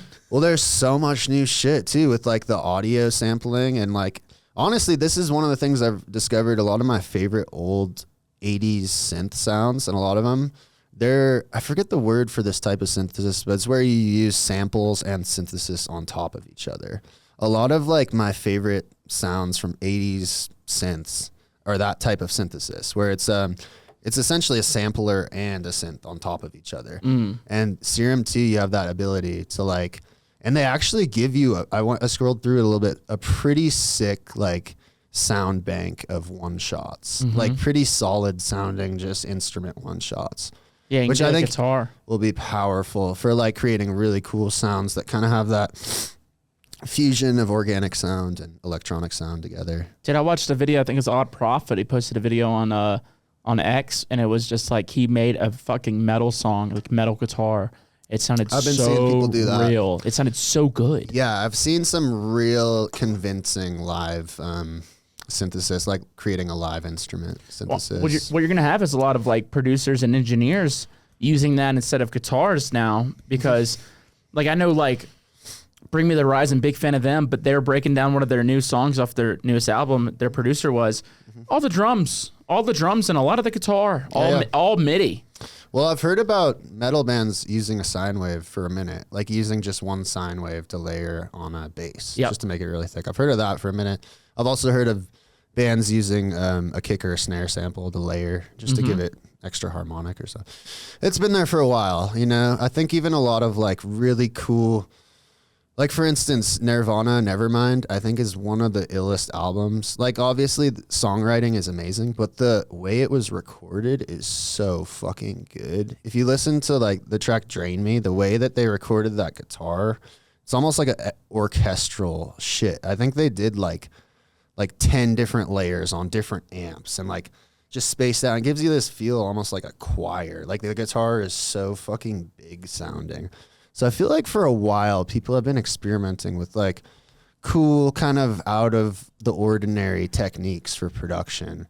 I think that's where a lot of like innovation happens too. Innovation I think can happen a lot too from ignorance too. Yeah. Like a lot of times when people don't know how to do shit, they make the illest shit. You know? I had Josh from Flosstradamus on. Yeah, me too. But he was talking about their early hits with Flosstradamus. He was like, this sounds too clean. We got to make it sound shitty. He's like, we didn't know what the fuck we were doing. And we made some fucking bangers. Totally. Yeah. Yeah, no. Yeah, it kind of ties back to that graph too, but there's something I've noticed too is like oftentimes in my encounters, like they're really talented people and they're people who are creating super innovative artwork. My experience with them is they're very humble and kind of they're not like boasting their art. They're not trying to tell people it's the best. I've often found like people that like are boasting their own shit and saying how dope it is and that they're the best. It's like a big red flag, you know? It's like, oh no. It's all facade too. Facade, yeah. You fake it till you make it. Fake it till you make it. And that does work for some people, but I heard like alchemists say this. It was like, what happens when you make it?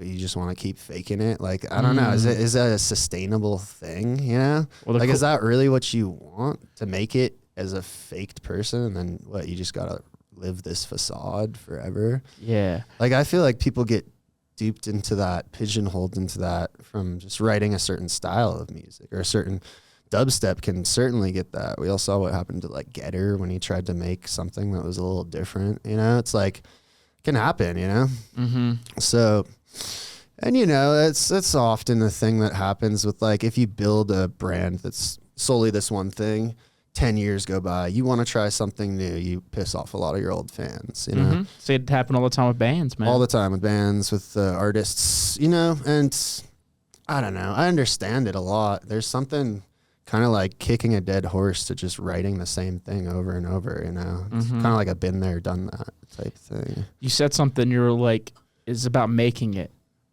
What is making it to you? And do you feel like you've made it? Well, looking back on where I was 10 years ago, I've made it in those eyes, you know? Right. But I feel like you're never content as a human, you know? I feel like you're always looking into the future. You're always looking for the greener grass. If you talked to me 10 years ago, you know, I fucking made it for sure. Yep. But where I'm at now, no, I need to fucking headline Red Rocks. I need my own festival. You know, it's like this bunch of bullshit. So I have to remind myself every once in a while, like, bro, you're good. You fucking made it. Be happy. Enjoy this. Enjoy playing Mission Ballroom, dude. Like 10 years ago, this was all just a dream. Yeah. Yeah, I was talking to Sully about that last night. And he was talking to me about something, and I was like, man, it irks me now, but if I would have asked myself that same thing 9-10 years ago, I would be through the fucking roof. You know what I'm saying? I'd be so pumped that I'm doing this thing. Straight up. And now I'm just like irked about it. You know what I mean? It's so stupid and silly, but like you said, we're just never content. Yeah, so, you know, but you remind yourself, and you can get a little bit of that, like, oh, yeah, that's true. You know, I've come a long way. But, you know, so, you know, part of me, I think, is aware that, you know, I'm successful. I've made part of my dreams a reality, but it's not done, you know? So Yeah. we just keep on chasing. We just keep get on started. trying to get things, elevated, you know, get bigger, expand. That's part of, like, life, you know? You try to expand. You try to gain more knowledge, more information, more data, if you will. Yeah, we're just getting started, dude. Yeah, straight up, man. How long until our mind interfaces? Let's go, man. Yeah. I just got to say, shouts out. That tour was amazing, man. So much fun, dude. I feel like we got to know each other so well. And like, It's the best time of my life, dude. It was a really good fucking This is the best time of my fucking life, dude. It's the most fun thing I've ever been a part of. Stressful at times, but fuck, I'd do it again tomorrow. Are you thinking about doing another bus tour in the future? Is that I'd like like a thought to. at Yeah, all? yeah. Or are you just enjoying being done with that? I'm enjoying being done with it. I would love to do it again, dude. It's just so fucking expensive. A lot of stress, I dude, imagine. a lot of too. financial stress is The what amount it of is. like calculation and like talking, and you know, obviously you have a team that helps, but it's got to be like through the roof, just fucking planning. you Yep. know? It was less stressful once the tour started. Leading up to it was like, oh fuck. But would I do it again? Yes. Totally. But like the way things are going, how expensive it is to just fucking live, and there's like a shortages on buses, and You feel like it's becoming less and less economical. oh, absolutely. I remember talking with Jeremy from Big Gigantic. He was like, dude, we used to fucking like that's where we used to go make a lot of our money was bus tours, because bus tours were cheap 10 years ago. You could go do them for pretty fucking cheap, and you'd make a kill. And he's like, now if you break even, that's like the biggest win you could have with the bus tour. It's like shit's so expensive. So unless it got cheap, like I would love to do it again, but like I'd have to be doing some like fucking big rooms to make it financially like accessible. Like Yeah. if we're doing like 3,000-4,000 cap rooms every night. Well, you were telling me that merch was kind of a big part of the tour making sense for you, right? Like, Oh, yeah. Like you kind of relied on merch to break even or even get close to break even. Yeah, if it wasn't for merch, the tour would have ended within the first month. I'd be like, yeah, we can't afford to keep the wheels running. So So shouts out to all them kids rocking jerseys out there. hell yeah, thank you, man. The tour wouldn't have happened without y'all. I'll tell you that. Yeah, it's interesting, like fascination with our scene, right? Jerseys, like I get it. Like people, and especially in sports, people love jerseys, you know. Yeah, I mean, I'm wearing a fucking Avalanche hoodie right now. But the fascination with the jersey, it's an interesting thing, you know. You don't see it really in house music. You No. don't see it in the punk rock or metal, or it's like a strictly bass music thing where like our artists make jerseys and everyone wants to get the sick, colorful ass jersey. Well, the trippiest part about it is it's not just jerseys. The most popular one is a hockey jersey. That one trips me out too because that's my least favorite one. I have like one and I've just never worn it just because I don't like they're like heavy. I wear them when I mean? snowboard. I could see that if you're like trying to stay warm, if you're like out on the ice, yeah. Yeah, but Fuck you'll yeah. see people out at a summer festival. Dude, you'll see him at Summer Festival, yeah. Hockey jerseyed up with like a fucking beanie on. and You're the like, cashmere. Pashmina. You're like, damn, bro. You look cool.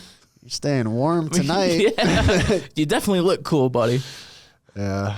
Well, dude, this has been fucking awesome, man. I appreciate the deep, meaningful conversations we've been having. Yeah, honestly, this was a good conversation. I feel like I've fucking forgot we were having a podcast for a while. Oh, dude, I could talk to you all fucking day. It ain't nothing. You know what I'm saying? I think we're going to because it's 420 too, and I think we're gonna go see Bone Thugs. Is that right? Yeah, I yeah. know We're gonna Lindsay see. said We that. gotta see if Lindsay's alive, dude. Oh, hell God, she yeah. got fucked up last night. So it's But 420, baby. We It is, smoking dude. And big you didn't today. even smoke any of this weed. Yeah, I'll roll one up in a minute. Shout I'm out in no Top rush Shelf, yet. dude. Yeah, is this the Top Shelf stuff? Yeah, shout out Top Shelf, man. Oh, you got a whole variety pack. Nice. Yeah, man, they take care of us. Yeah, I'll try some of this out in a minute here. Hell yeah. But we did have some fan questions I wanted to get to. Cool. Yeah. sweet. Kyle, before we get to fan questions, anything you wanted to ask Mr. Shlump? Yeah, let's see here. If you could invite 3 people, whether they're alive or dead, real or fictional, to join you for a party, who would make up your party crew? Oh, fuck yeah, dude. Damn, that's an interesting question. I got it. I'll tell you mine. Yeah, let me hear yours. Dennis Rodman, Snoop Dogg, and Donald Trump. That don't know why that fucking combination feels like a party. It seems Yeah. like you'll have a fucking good time. Actually, Donald Trump doesn't drink or anything. So No, all right, no, so he doesn't. I'm going Dennis Rodman, Snoop Dogg, Yeah. and Kid Rock. Kid Rock. Oh shit. Just like I want a little bit of everything where it's like Mm-hmm. we all come together and fucking party, dude. Nice, dude. Yeah, it'd probably be like my favorite musicians, you know, like so would have to be Bradley from Sublime. He's like all time GOAT in my eyes. Kurt Cobain from Nirvana. Be a bunch of druggies, just a bunch of heroin addicts.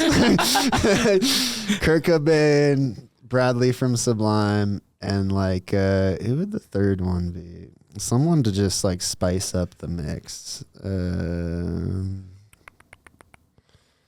Shaq. Maybe, yeah. Oh yeah, they could be alive too. Kurt Cobain, Bradley, and then They also don't have to be real people. Ooh, oh no way. Okay, Kenny Powers. there we go. Yeah, see, my mind's blanking at this point. Probably if we could bring just anyone, I'd bring the genie from Aladdin. That Oh, shit. Yeah, shit, dude, what a that's a good good answer. one. The Will Smith one, or actually the Eddie Murphy one, the old school one. That would be funny as hell. Yeah, Eddie Murphy, I feel like would be pretty tight in general. So cool. Yeah, Eddie Murphy, Aladdin, Genie, Kurt Cobain, and Bradley. It'd be a weird mix, but yeah, That's what we'd you have want. fun. You want a Yeah, weird mix. Weird mix. Yeah. I have fucking Kid Rock. It took me a while to think of that. Snoop Dogg together. I put some serious thought into that. I knew right after that. I was like, dude, Dennis Rodman parties. Dennis Rodman would be pretty sick. Yeah, I feel like he would be fun to just like talk to, hear stories. I feel like that guy's got some wild stories. Yeah, man. I've heard just Shaq tell some of his stories whenever he's on a team with them. It's just fucking crazy. Going and playing a game, fucking He had showing up that, late. like, shit with like North Korea, dude, Uh-huh. too, right? Kim Uh-huh. Jong Un was like bringing him fan. out. Yeah, what a trip, dude. It's pretty crazy. See, that's like the weird freaking effect we have on the world, you know? Even the people that like hate America the most, they're like in love with the fucking sports star. You Yeah. know? It's weird, you know? They're like, dude, death to America, but bring But- Drew Brees here but- right now. I fuck with you, Dennis. All right, let's get to these fan questions. Yo, yo, yo, boys. How we doing today? It is your good friend Dustin from Wisconsin. I'm that boy, Jesus Christ. Shout out Dustin. Yeah. My question for you fantastic gentlemen today is kind of a fun one. I would like to know, what do you guys each truly believe the meaning of life is? A nice, deep, philosophical question. I think you guys are both intelligent and I'd say even enlightened gentlemen, and I'd love to hear your opinion of what really do you want to get out of this life? What do you think the purpose of it all is, and what do you love about it? All right. I wouldn't eat. Love you guys. I couldn't eat cheese with better folks than you, and I hope you're doing great. And Dustin from Wisconsin, I'll talk to you soon. Shout out Jesus Christ, dude. Hell yeah, that was our boy. He like low key was kind of on the bus for like 2 weeks or something. I feel like he was following us around. He just kept bringing cheese everywhere, dude. He's the fucking boy, man. I love Dustin, but dude, he got some stanky ass cheese sometimes. He scared my ass out of the green room one night. I was like, oh my God, bro, this shit is. No, but shouts out to Dustin. Really good dude. Meaning of life. Damn, getting deep here, Dustin.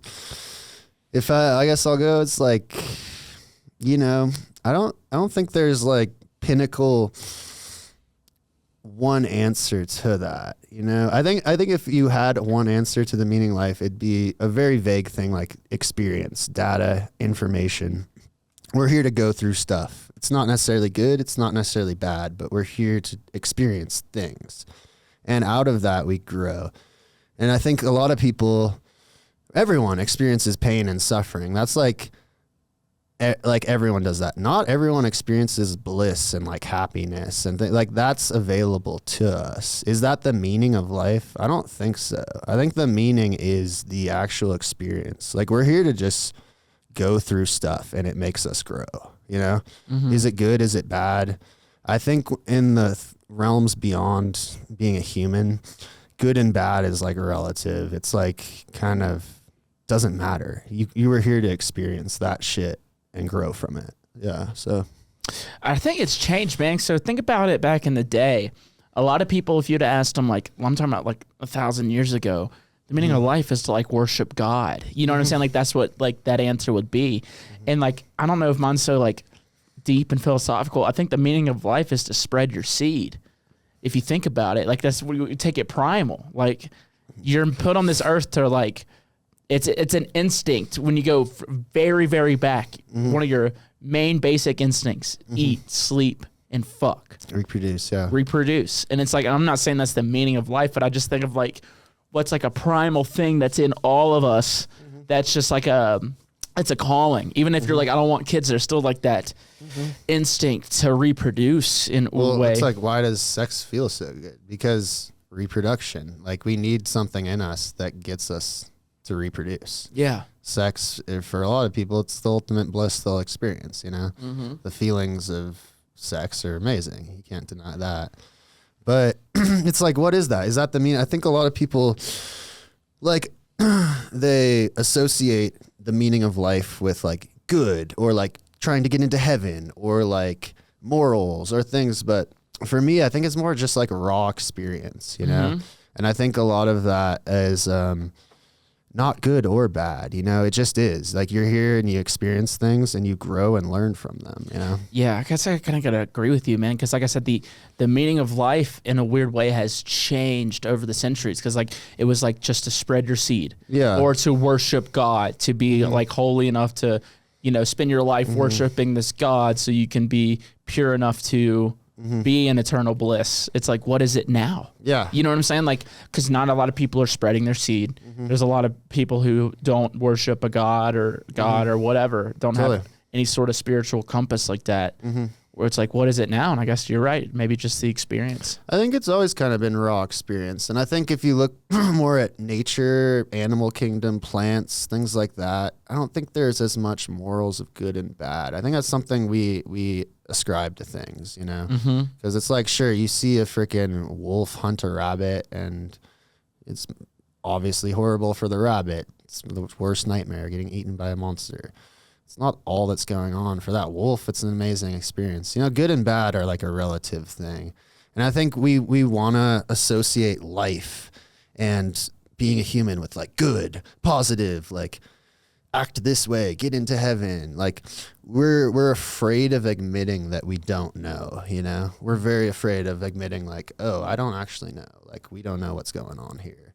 And that could be the source for a lot of people's beliefs, a lot of religion. And, you know, there's something good to that, to like having a positive belief and sharing that. But we all know, like, you know, like just corruption comes with groups of people, I think. And like, I think a lot of religions start off in a way that actually is there to benefit people, but it just gets corrupted through time and turns into something very different. So yeah, I think we often try to associate life with like a positive, good message and good thing, but we try to like sweep away the fact that there's just tons of pain and suffering, and that's honestly almost more of what a lot of people experience than bliss and happiness. And we try to act like, well, in the afterlife you get all that, but like I think we often are afraid of facing the fact that shit's hard, shit hurts, things are painful and tough. And like, that's definitely part of life. That's a meaning, you know? I think I've learned more from hardships than just like feeling good, you know? It's a weird thing to think about, but Oh yeah. we try to associate a meaning of life with a positive thing, and I think it's more than that. You know? It just made me think of like the saying, it's like soft time makes soft men, and it's like hard, and then it's like hard men make me hard. Pretty Hell sure that's yeah, it. baby. That's the saying. Hard men make me hard. Let's get to another question, Kyle. Hey, howdy, hi. It's your boy Nick calling in from beautiful British Columbia, Canada. Well, Nick. I just got one question for Shlump today. Keep it short and sweet for y'all. Boy, what the fuck do you do to your hair? That shit's sexy as fuck. As a fellow curly-haired man, that's one thing I always struggle with. I can't keep my curls tight and shiny like yours. Beautiful, man. Anyway, that's all I got for y'all today. Shlump, you're a fucking legend. TVBOO. I mean, you're a beacon for talentless people everywhere. So, I mean, there's that. Shout out to Kyle. Yeah, I don't think he gets enough love from callers. Anyway, love y'all. See y'all later. Man, Nick, fuck you and fuck Kyle. Yeah, he just threw you under the bus, and Yeah. big up to me and Kyle on that one. Hell yeah. Fuck Mitch too. And, yeah, it's funny, man. Like, definitely genetics, big part. You know, can't get past that. But you know, fucking a little bit of coconut conditioner. That's my vibe. That's like the one thing I fuck with is some coconut oil conditioner. You know, having curly hair is actually kind of double-edged sword, you know? Like, I love it, but I also hate it. I'm thinking about cutting this shit pretty soon because it's like, I just am kind of a low-maintenance type person, you know? I like being able to just throw on some shit and go outside. And, like, having curly hair is not really like that. My shit gets fucking dreaded real fast, and then I spend hours trying to detangle it. I basically just neglect it, and then when I have a show coming up or something where I need to look good, I'm like, okay, I'll get it looking nice. But it's a lot of fucking work, man, and I'm kind of leaning towards like summertime, you know, it's heating up, maybe like shed some layers, cut it, you know, let it regrow. So yeah, I'll say that though, coconut oil conditioner is fire. There's some leave-in shit you get, you know, Fuck yeah, get man. them curls nice and I might have to try it on my lush. my curls in the yeah, back. give it a try. Honestly, it helps. It makes your hair just super soft and nice. You know? Hell yeah, I might try that out. But fuck yeah, Yeah. man. Thank you again, brother. Yeah, it was a really good It's one, been man. so much fun. It was fun. I love you. Love you too, baby. Yeah, I had so much fun on the road with you, dude. It was fucking. Hell yeah. I'll have those memories for the rest of my fucking life, dude. And you'll always be my brother. Family for life. That's Amen. for sure. The besties. You can't fucking The fucking- underplay that. Every time I see one of y'all, besties. You got the tattoo Oh, yeah. also? No, I didn't. do it. Yeah. So he's not shit. that big of a bestie. Yeah, I'm not an official road dog, but I'm He's a bestie, just not a road dog. bestie all day. No road dog. Yeah. Oh yeah, well, it's been fun, man. Yeah, man. Anything you want to tell the people before you get out of here? What's next for Shlump? Yeah, planning on a album and a tour for next year. Hoping to do a full length. Right now I'm in the writing process, so we'll see how that spans out, you know. I don't want to force it. If it doesn't turn into an album, it'll be a banging EP, you know, and a tour on that. So I'm working on that. And yeah, just kind of like getting ready to dive into festival season. I'm actually going to freaking Salt Lake City. I'm flying into Salt Lake City next week and then driving to Utah to like the middle of nowhere to play this festival, like little 400 or 500 person festival called Building Man. So going on a little vacation, which will be tight. I'm going to go check out like Arches National Park. I got an and arch I can Moab. show you. Sick. Hell yeah. But yeah, really just kind of focusing on that, man.